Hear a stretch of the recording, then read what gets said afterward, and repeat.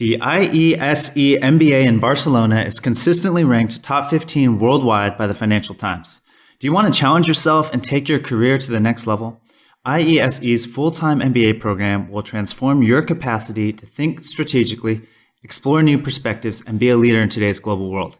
The IESE MBA. Give us 19 months and we give you a lifetime of impact. Get informal feedback on your profile at mba.iese.edu or visit us on campus at our open days.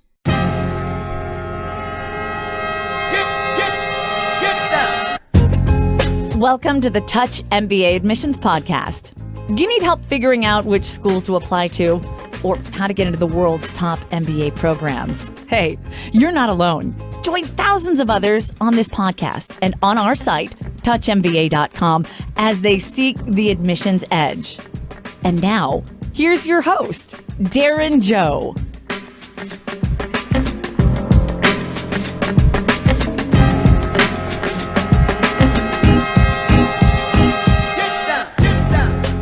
What's up, guys? It's Darren. Welcome to the show.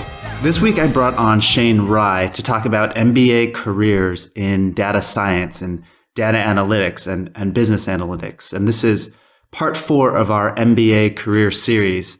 So I hope you learn a lot about opportunities and how to break into this emerging industry that I believe is going to become so important in the future.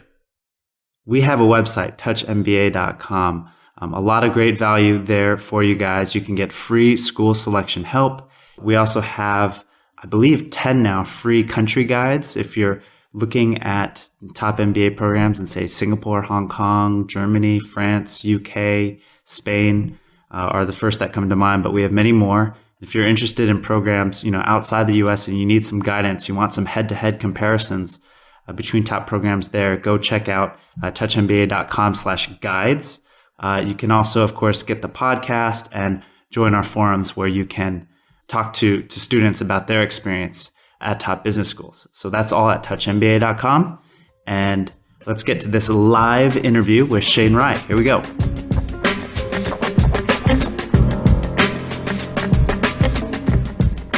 The MBA has changed as industries have changed. And one of the most exciting kind of growing industries right now is the industry of big data, data analytics, business analytics. I'm not even sure exactly what to call it, but I do know that using all the apps I do, gosh, the cloud knows more about me than I probably know about myself. And I'm sure businesses are harnessing this data and this intelligence for competitive advantage and to grow their businesses.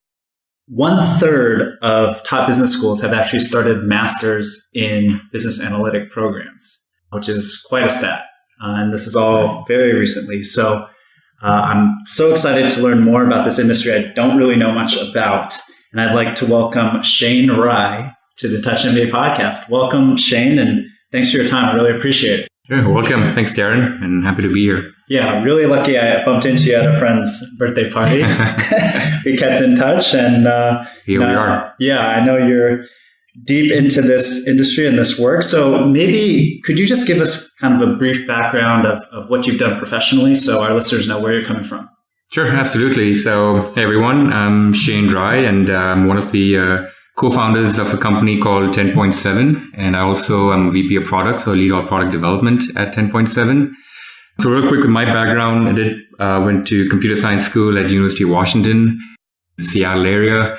And then after I graduated, I got recruited by Deloitte and Touche in Deloitte Consulting practice area, and was there for about 9 years doing a lot of technology consulting work, doing custom software development for public sector, doing a lot of IT strategy work for a lot of Fortune 500 companies like Expedia and AT&T. And then, of course, as any good technology consultant would know, there's a lot of travel involved. So it was a Monday to Friday, pretty grueling routine. So I was looking for a change, even though the challenge was great, working on different clients, trying to solve different, technically very challenging problems. So I decided to move into product management. And then I worked for a company called SDL, which is based in the UK. They serve multiple product lines, but specifically I was in a small division called Social Intelligence, where we were building a social analytics platform to help predict where people are in their buying journeys based on content that they share online. So whether it's tweets or Facebook posts or blog posts, we would basically extract all that data, collect all that data, and then try to predict where you are. So I did that as a product manager. That was my introduction into data science, if you will. So I was working very closely with our team of data scientists and data engineers. This was back in early 2012.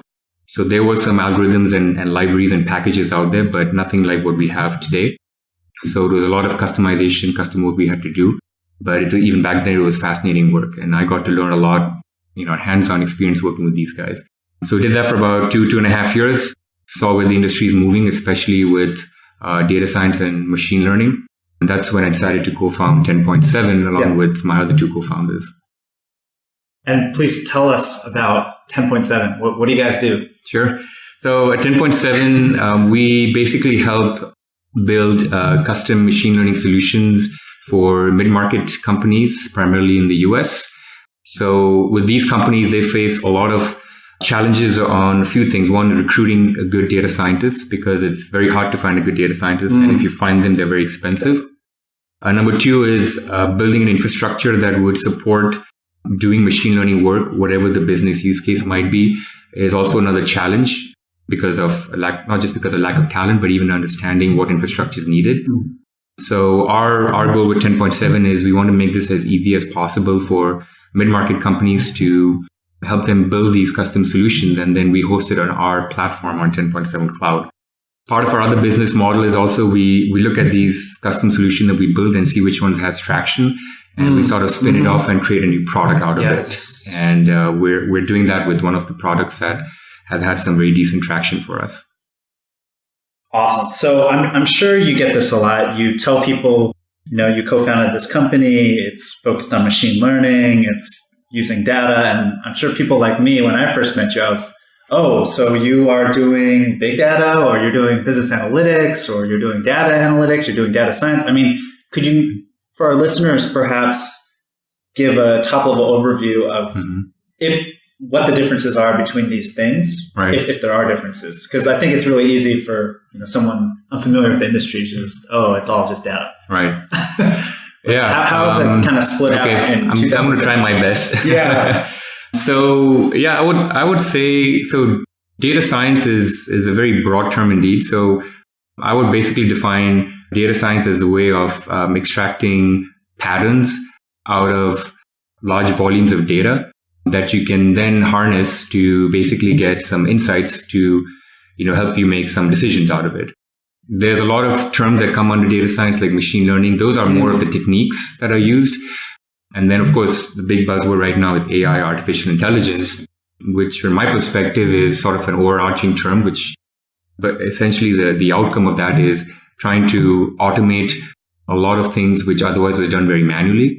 And this automation is based on the fact of given very known predicted outcomes, trying to predict outcomes based on things which have happened in the past so that you can automate certain things for business benefit. When it comes to analytics, I think when I think of business analytics, we're now looking at it more from a business perspective. So in my world, business analytics could either be things like customer analytics, it could be people analytics or operations analytics. Right. Customer analytics, for example, is all about understanding buying patterns for customers based on transaction history, trying to predict what the customers are going to buy next, trying to do things like customer segmentation, understanding customer pricing models. So that's the realm of customer analytics. Yeah. People analytics is more on the HR side. So this is about humans. So things like trying to predict whether, an employee is going to leave, trying to understand what the performance evaluation of employees are. So there's a lot of actually cool startup companies right now that are building products that would help you basically streamline your people operations process. So help you recruit better, help you retain better using the data that's available. And then the third big broad umbrella is operations that I call operations analytics. And this is really more about things like modeling demand, like business demand, trying to do some forecasting on supply, on your supply chain, matching of supply to demand, trying to reduce your risk. So when I think of business analytics, I think about these three broad areas. Now, how you actually do each of these analytics, whether it's trying to predict employee churn or trying to predict customer churn, that's the application of data science that comes into it. So I look at data science, machine learning. These are all techniques to reach an end business outcome, which is, to reduce churn or to improve demand forecasting. Right. So yeah, hopefully I did a good job. That's great. And also it's crystal clear. It's really helped. And I mean, when you were talking, I was actually just thinking about my industry, the admissions industry, for top business schools or maybe even at the undergraduate level.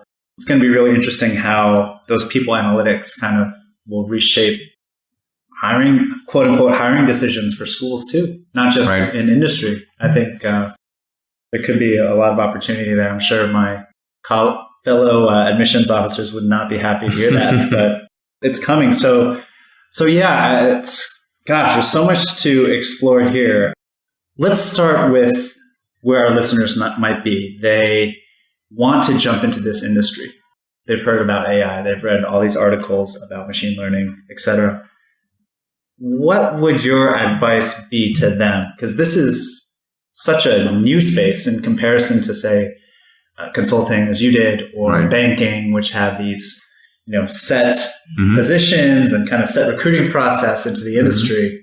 But in terms of this industry, what would you recommend? Sure. Yeah, I think there's a few thoughts I have is, number one is there's tons of courses online or MOOCs. Obviously, Coursera is the biggest one. In fact, there's a really good business analytics course on Coursera. I think it's done by Wharton. Yep. And they've basically divided into, I think, like customer, kind of what I was referring to earlier, customer analytics and people analytics. So it gets a little bit fairly technical, I think, those ones. So because now requires a little bit of math, requires a little bit of algebra to do a little bit of modeling. So I think doing those MOOCs courses are a great starting point. Obviously, you can self-pace it and do it on your own. So I guess while you folks are in your MBA program, taking some of these classes on the side probably would be a very good way to sort of understand what really goes into analytics. The other one would probably be is, once you've done that, it's the way I learn the best is when you do it yourself. So, knowledge is all great, but it means nothing if you don't actually implement it and do it firsthand to understand what value you get out of that what you've learned. So I would recommend picking up a pet project. There's tons of publicly available data sets that are there. There's competitions like on Kaggle. What do you mean publicly available data sets? So data sets like could be data sets on customers, data sets on churn, could be data sets on like movie reviews. Yep. So the idea is if you want to practice something, whether you're trying to model something, you need data. So, as a student, if you're looking for some pet projects, I mean, there's a lot of these data sources that universities open up or big companies, basically, they cleanse their data and then they release it open to the public so that they can do some of their own research work on it. So I would say, once you familiarize yourself with some of these MOOC courses, always put it to practice. Try to write a program or build something out of real data. There's a few other ideas. There's a lot of boot camps that have come up over the last few years in the US. Some of them are obviously better than others. A lot of boot camps offer, for example, like in data science, there's 3-month classes that are offered by many of these boot camps. Some of them have some pretty stringent entry requirements. So you need to have some level of technical expertise. So it either could be you have a math major, a math background, or a minor, or statistics, because there's usually in these boot camp courses, they teach a lot about things like vectors, vector math, and algebra, linear algebra, statistics for sure. So having a little bit of that knowledge helps. But some of these boot camps could also be another option. It's 3 months, it's high intensity, but they have some very good placement ratios after that. So that could be another option.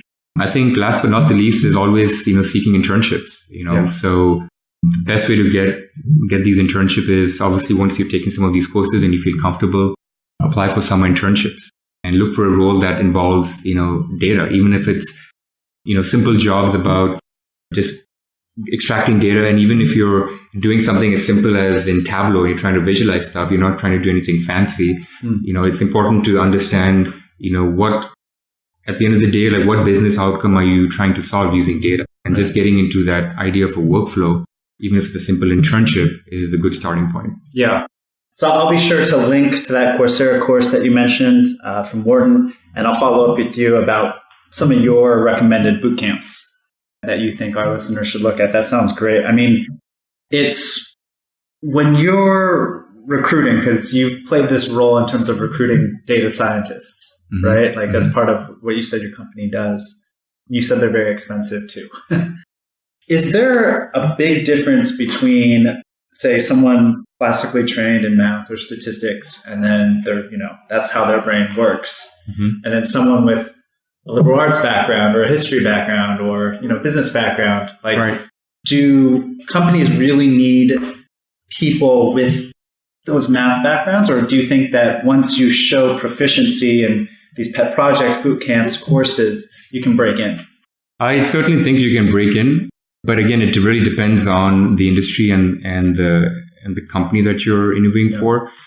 Certainly, if you're interested in doing a lot of, if the company is involved in doing a lot of deep research in a particular area of AI or machine learning, then obviously they're looking for people in that and have a past deep experience or academic background.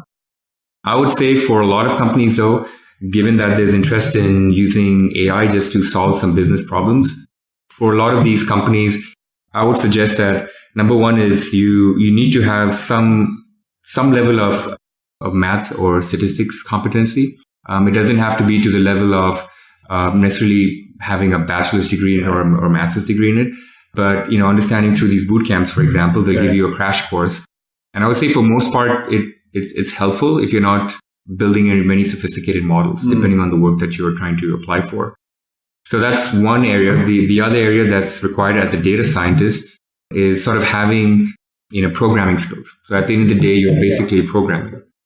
So there's a lot of, Python and R is one of the most common languages now being used. What language? Python. And R.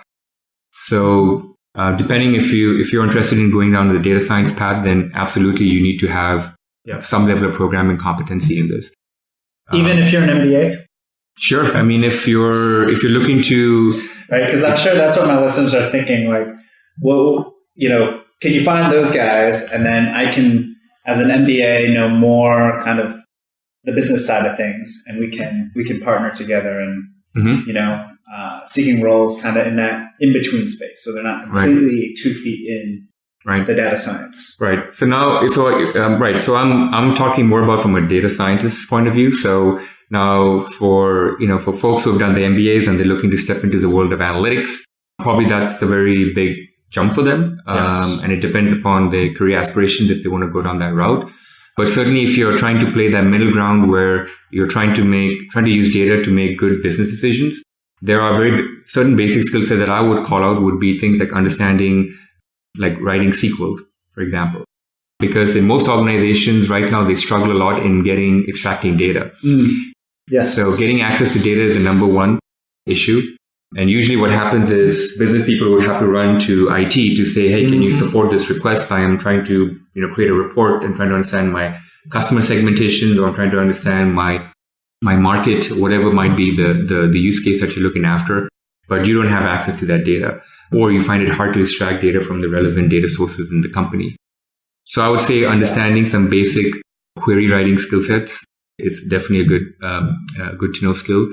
Certainly a critical skill set is data visualization.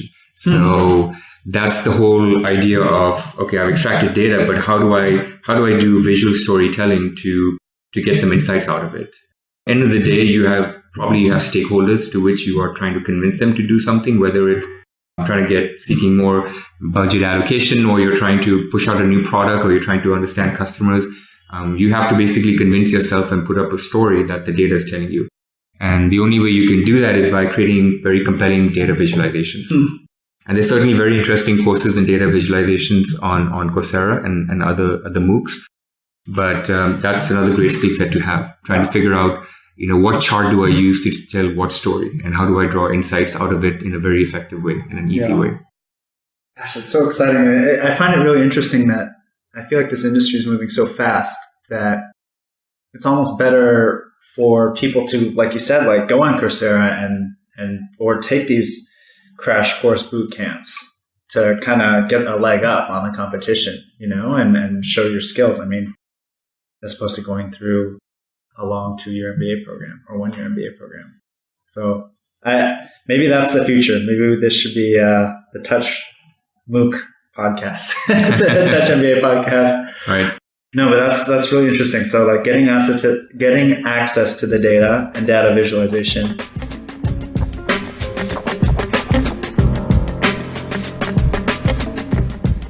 Do you think? So this is a completely random question, but do you think that, like, what is your view on AI? Do you think that it's going to be like Skynet and Terminator and Judgment Day? Yeah. Because I'm actually quite scared. Like, if I actually think about how much I use my phone and how much I use my computer, and like, sometimes I feel when I get emails that they're not even written by the person writing them.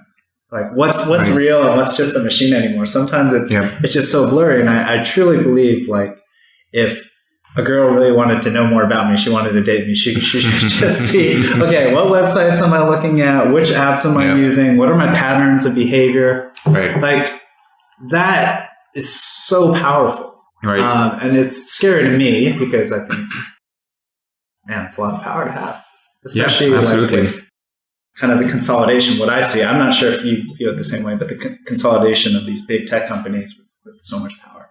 Love to hear your thoughts as someone kind of smack in the middle of this. Yeah, I mean, I know there's a sort of a raging debate right now between especially some tech titans about this whole concept of singularity and, Judgment Day. I honestly think it's very far-fetched. I think right now we're still sort of picking the low-hanging apples, if you will, where using machine learning and AI, we can automate some very basic things, which still has a lot of good cost efficiencies to companies. Now, there is tremendous amount of progress being made in the industry, absolutely no doubt about it. There's more data being made available. Infrastructure is becoming so cheap. Cloud computing is becoming cheap. A lot of breakthroughs in algorithms that people are now actually open sourcing. And then people are taking that and just building on top of that. That's what we do here at 10.7 also. So I think the pace of innovation is absolutely amazing and just simply fascinating just to see the cool things that people are building. Is it going to take over the world? I mean, I don't know. Maybe self-driving cars might get really crazy if someone hacks into it. Yeah. But I just think right now there's so much practical usage which hasn't been tapped into it yet. Absolutely. That I don't even think about things like, is it going to take over the world and is, robots going to be beating us up to death? So I think that's a little bit of all distraction. I think for now, there's just very basic things that is just waiting for us to just automate and then get a lot of good, efficiencies out of it. Yeah. So going back to your other question about like the transformation part, I like one of the quotes that Andrew Ng had said. He's the co-founder of Google Brain. He's a co-founder of Coursera. Used to be a chief scientist of Baidu, and he's one of the gurus of data science and machine learning. Yeah. So, and he had one of his quotes that says like AI is like the new electricity. So just like how 100 years ago, when power was created, it just transformed every industry, as you can imagine. And he sort of compares it alike to electricity because AI is basically going to transform every industry, and it's already happening. And it hasn't really reached the sort of say like the mid markets and the smaller companies yet, because there's a big cost barrier to get into it. So obviously the big companies have already started doing that, like the Googles and the Facebooks and the Amazons and the Apples. But it's just a matter of time when it becomes very democratized. And this becomes available to even like every other company, either through simple algorithms hosted on the cloud, simple infrastructure like renting infrastructure on Amazon or Azure. They're making it very, very easy. So it's just really a matter of time where one industry after the other gets totally transformed. And I'm talking about very simple business use cases, not about taking over the world and things getting really crazy. Yeah. I mean, is there still the psychology of it though, right? Like you said, you work with mid-market companies. So do they know they have to jump into this, or do you have to sell them on it? Yeah, it's a great question. So there's definitely a lot of selling that needs to go in. I sort of like to look back at that famous chart where it's called Crossing the Chasm. Yeah. So a lot of the early adopters have already started this, once again, like the Facebooks and the Googles and the Microsofts. So things like artificial intelligence and machine learning is sort of on that upward trajectory. But for a lot of these companies mass companies in the mid-market and below, for them, they're still a little bit, I would say, slightly skeptical on the return on their investment, primarily because getting resources is very expensive. Number one. Two, the infrastructure is not there, so they have to invest more money in it. Right. So they really question, okay, so what, if I invest all this money, what will I get in return? So 10.7, yeah, absolutely. We spend a lot of time trying to convince some of these companies. And one way to do it is we do a lot of rapid prototyping work. So we say, okay, give us your data. We do it for how many weeks it is. We pick a specific business use case, like whether it's churn prediction or whether it's trying to do some revenue forecasting. And then we show them the value of what this can do for their bottom line. Mm-hmm. And sometimes it works, sometimes it doesn't work. It doesn't work usually because there's a lot of budget allocation discussion that need to happen. Usually there's a champion within the company who wants to try analytics or try AI, but then getting sort of overall support to push it into the company, it becomes a little bit of a challenge. Yeah. I mean, have you ever read the books by, I think his name was Andy Grove, who was the former CEO of Intel. Yeah. And he wrote two of my favorite business books of all time. And one of them is, was it Only the Paranoid Survive? Yeah. And it's a funny title, but it's a very serious point in that, if you move too late, this thing could completely overturn, whether it was electricity or is it AI these days, who knows, but it could be, right? Mm-hmm. But let's get back to maybe something more closer to the ground for our listeners, which is interviews or like getting into the industry. So you mentioned, taking those courses, signing up for those boot camps, but let's say I've done that and now, I'm trying to get my foot in the door. So maybe we could start first with, what would you recommend there? Like in terms of just trying to let companies know, I would like to get to this space, and then further down the road, just like the interviews and how you guys are actually testing for competency in this area. Sure. So I think, starting from the beginning on how do you get your foot into the door to even secure an interview? Mm-hmm. Again, I guess it depends on how technical of a role you're seeking. If it's more on the analyst side where you're extracting data and you're trying to build compelling visualizations, or if you want to get a little bit more deeper into a little bit more on the data science side, so you're building models and you're building predictive models. Either way, I would say is one good way is certainly taking some of those courses, and then even pick up a pet project and then publish it somewhere online. Yes. So either have your own website or host it somewhere. And, even if you're not doing anything technical, let's say you figured out some data source and you basically build a good storyline on that data set using some visualization, say like Tableau, and you've embedded Tableau into your web page. And then, just put that in your resume and say, hey, here's my pet project. This is what I did. This is the data I used. These are the business outcomes I got, the insights. I could tell you that as a recruiter, I would be very interested on clicking on that link because I want to see a cool visualization. I want to hear a nice story. And if you actually show me some work that you've done, then you've made my work easier. Instead of just reading a resume, text-based resume, I'm actually, even pre-interview, I've already sort of vetted you out by looking at some of your work. So I would say do something constructive, put it up, concrete, put it up on a website, host it somewhere. If you're a little bit more on the coding side, definitely sign up and have a GitHub account and publish your code and make it available online. Yeah. Put some documentation on it and then include your GitHub link over there. So I think some of those ideas would be good just to sort of secure that interview. Yeah. I think when it comes to the interview stage, again, depending on the nature of the role that you're looking to get into, I would say on the business analytics side, I think the number one, and probably this is true also for on the technical side, is you have to show a sense of curiosity. Because especially on data science, it's all about, it's, in a way, you're trying to always prove a hypothesis. And to some extent, it's also true on the business analytics side.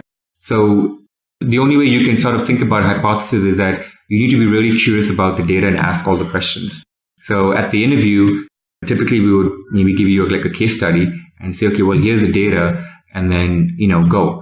And it's intentionally left very vague because it's up to you to ask the questions. Okay, so what questions are we what answers are we trying to seek out of the data? And that only comes with having a sense of curiosity by asking all the right questions. Once you get that basic level of knowledge, then you start formulating your hypothesis that you want to prove or disprove. So I think showing that level of curiosity at the interviews is very important. You need to be asking, no question is a right question or wrong question, but you have to ask questions that is leading you down the path of trying to figure out what do you want to answer. So I would say curiosity is one. Yeah. Two is on the slightly technical side, there's usually always, programming questions that are asked. In the case of data scientists, we start off with the very basic level of questions on statistics, asking them things on, things like what is a p-value, what is a confusion matrix, just very, very basic questions to get warmed up. And then moving on into a real data set, we'll give them a real data set, we'll probably step away and say, okay, you have maybe about a couple of hours. Yep. This is what here's a hypothesis that we're trying to prove. Can you quickly build a model and just show us some results? And at the end of the day, we're not looking for things like model accuracy, like how accurate your predictive power is of your model, but it's really about your approach of how you actually went about not just asking the questions, but also how you went about approaching the problem. Yeah. And of course, looking at how good your programming is as well. The last, but certainly not the least, is, which I always try to coach my data scientists, is, no matter how sophisticated and good your models are, at the end of the day, if you cannot tell a story around it, it doesn't matter to me or to my customers. You have to be able to come up with very valuable insights that basically can be actionable. Right. If it's not actionable, it doesn't matter. You spend, 30 days or 40 days or however long, and you build some really sophisticated, neural network models and all that good stuff. But if you cannot really convince someone for what insights you get out of it, it doesn't really mean anything. So how do you do that? One of the essential skill sets for whether you're on the analytics side, on the data science side, is, visualizations that I mentioned earlier. You have to show in a very compelling way, especially to a business audience, what that data is telling you or what your model is predicting. And there's tons of different charts and different chart types that you can use to convey that message. And then, so you have to be a little bit of a storyteller and then pick the right charts to basically complement your storytelling. So I see that as a very, I wouldn't call it a weakness, but that's certainly an area which most people who come to analytics need to learn that very quickly. Yeah. You might have some of the technical expertise behind you. That's great. But at the end of the day, you're sitting in a conference room and you're showing this to business executives or business sponsors, and they really need to understand it in very simplistic business terms.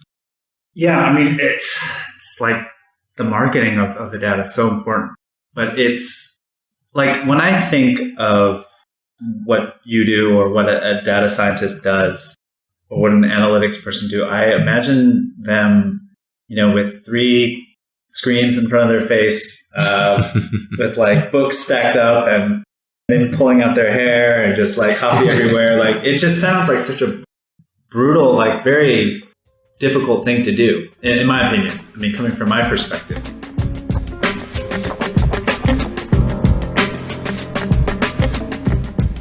And so I love, maybe I'm completely wrong, probably am, but I'd love to hear like maybe a story of an insight that maybe your company has helped another company achieve, or that you achieved yourself with kind of this, what you guys do. Because I think that's really important for our audience to kind of understand. Sure.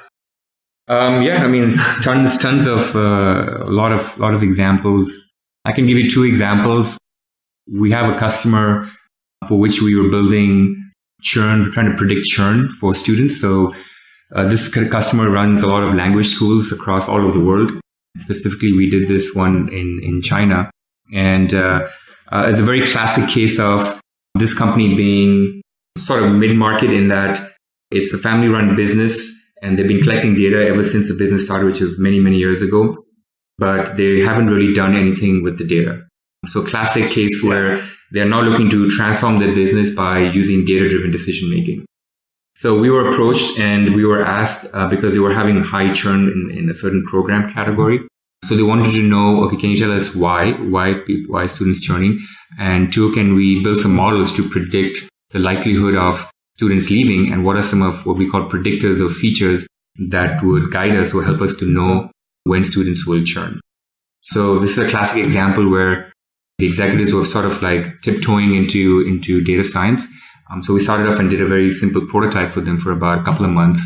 A lot of data. They gave us data on their student data on their performance, on evaluations, teacher data about the different multiple school locations all across China, proximity to bus stops, proximity to train stations. Jeez. So we got a whole bunch of different data dimensions. Wow, it's that granular. Yeah, That's crazy. These are all very transactional data. So what we did was we built a lot of churn prediction models, and we got very satisfactory results in terms of accuracy, which was vetted out by the domain experts.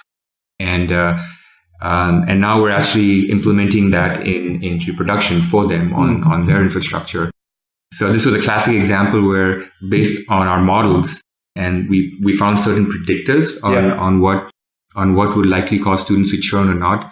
One interesting observation was this school they have like a portal where the parents of the students can log in and they can see video recordings of the classroom, all the audio recordings. And we found a very strong correlation between the frequency of logins of the parents having an inverse relationship with churn. So in other words, if the fewer times they would log in, there was a high predictability of churn.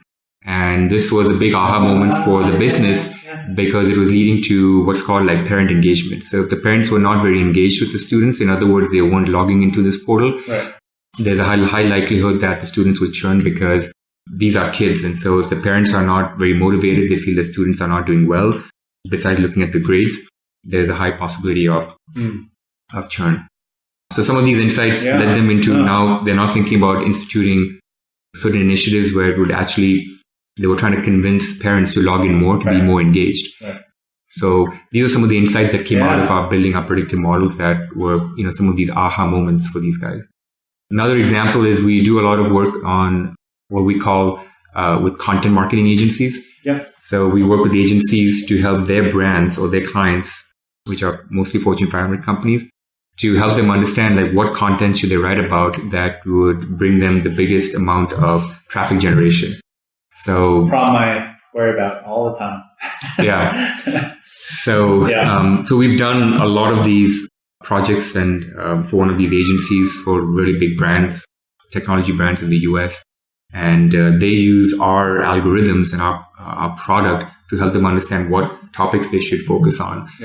And they've been getting some really good results on their KPIs on content performance.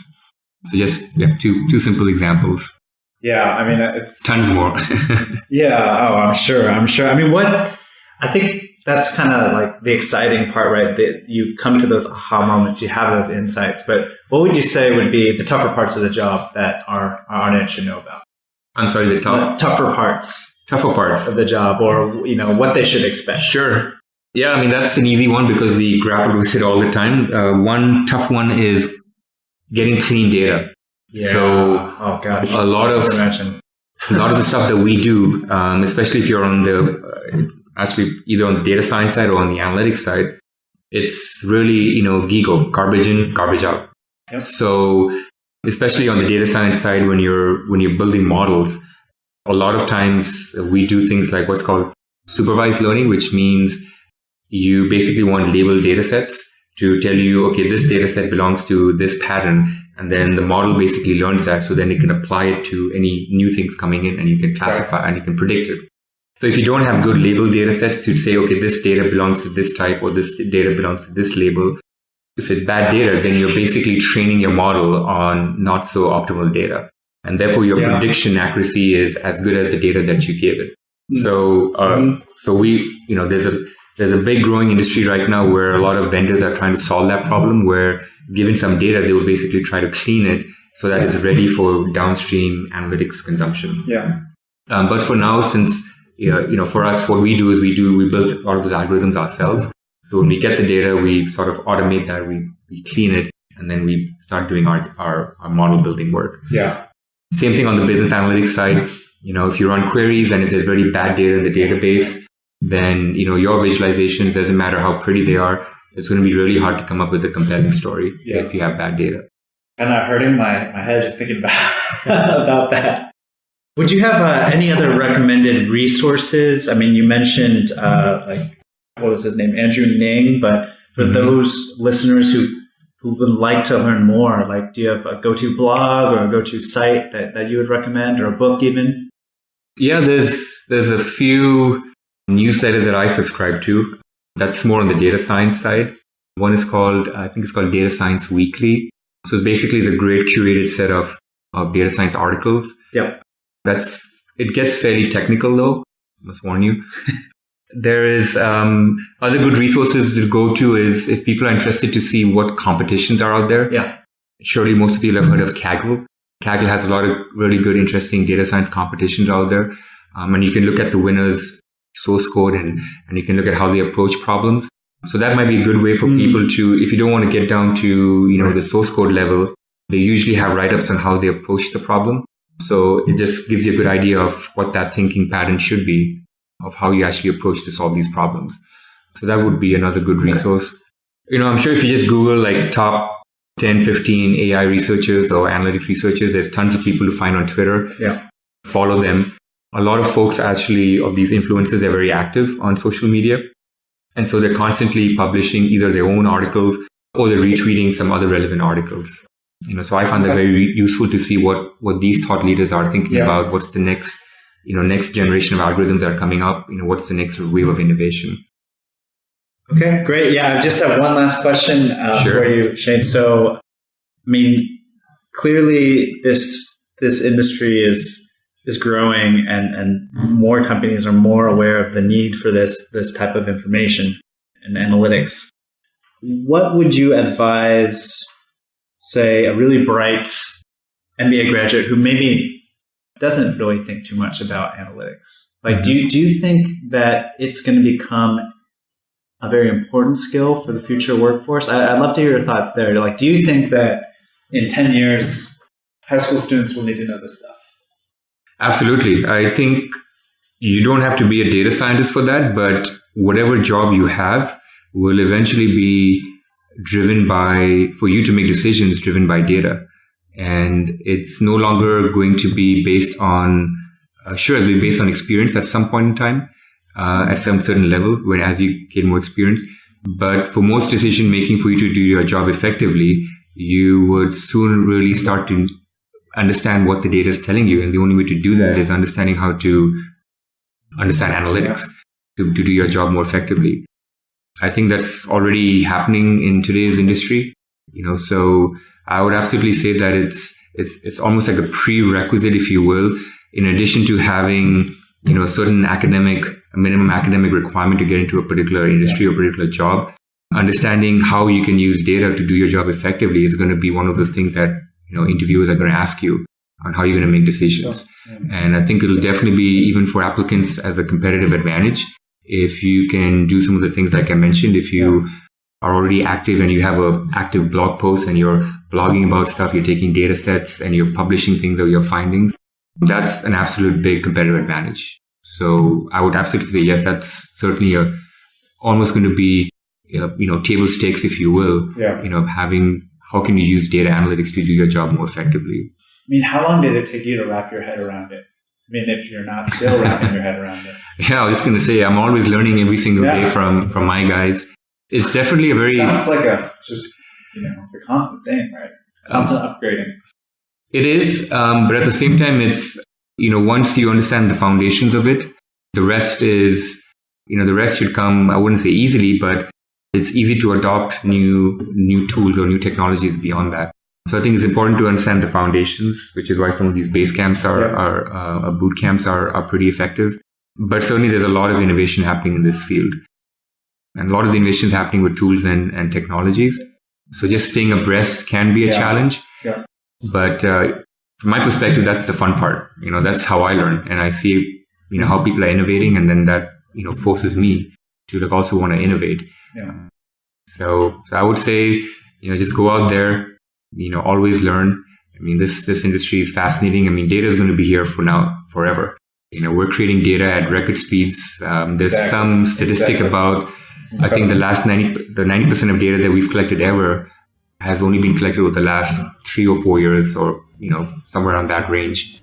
And is only going to get more and more and more as we go forward. Yeah. So So yeah, data is here to stay. Yeah, I was going to say data is the future. I was like, data is already here. Yeah. But Great. Let's end it there. Thank you so much, Shane, for your time. Like, this has been a really fun conversation for me, and I've learned a ton, and I'm sure our listeners have too. So thank you very much. Sure. Thanks, Darren. Yeah, and all the best to the candidates. Yeah, we'll be sure to link to everything we talked about, and just those of you listening, go check out our show notes.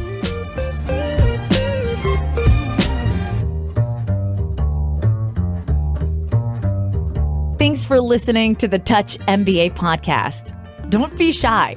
We have a mailing list. Go to touchmba.com and get yourself signed up. And we'll keep you posted with the best tips and insider interviews on how to get into your number one school. You can also find us on Twitter and Facebook at Touch MBA. See you soon.